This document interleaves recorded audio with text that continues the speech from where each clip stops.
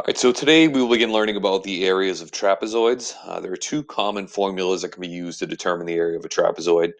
This first video will introduce you to the first method, and the second video will introduce you to the second one. So let's begin. All right, so let's look at this first theorem. It reads the area of a trapezoid equals half the product of the height and the sum of the bases. So in a formulaic form, it's A equals 1 half H times the sum of B1 plus B2. And again, here it's just important that you recognize that the height has to be perpendicular to both bases. All right, so let's apply this formula in examples 1 and 2. All right, so the first thing that you want to do is make sure that you identify both the lengths of the base, excuse me, the length of both bases and the height. So in this case, this trapezoid appears to have a base 1, we'll call that B1 equal to 5, base 2 equal to 15. We also need the height. And in this case, we see that this segment, which is clearly perpendicular to both bases, has length 3. So let's go ahead and apply that area formula because we have everything that we need. So it's 1 half the height, which is 3, times the sum of the bases, so B1 plus B2.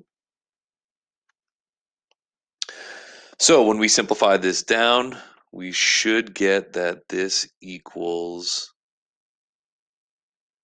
30 square units.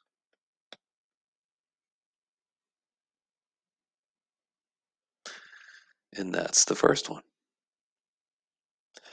Now that one's pretty straightforward. The second example is a little bit more challenging here. So let's go ahead and discuss why that is.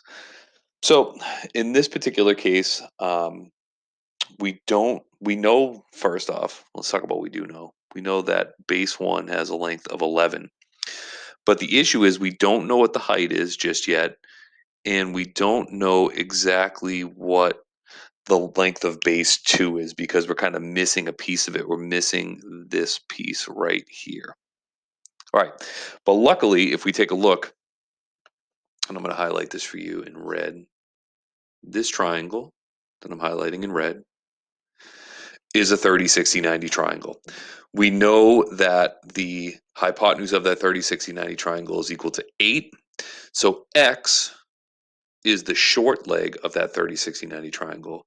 H is the long leg. So let's find out what x is first. X is going to have to equal 4 because the short leg is half the length of the hypotenuse. And then the height in this case is going to be 4 root 3 because the length of the long leg is the square root of 3 times as long as the short leg. So now we know the lengths of everything that we need. We know B1 is 11, which was given to us. B2, we found that missing piece that we were looking for. X is 4, so the total length of base 2 is going to be 15, which is 11 plus 4. And then the height is just 4 root 3. All right, so I'm going to approximate this answer. I'm not going to leave it in exact form. The area is going to equal 1 half the height, 4 root 3, times the sum of the bases, so 15 plus 11. And if we do that out, that ends up being roughly 90.1 square units. All right, so this is a quick video.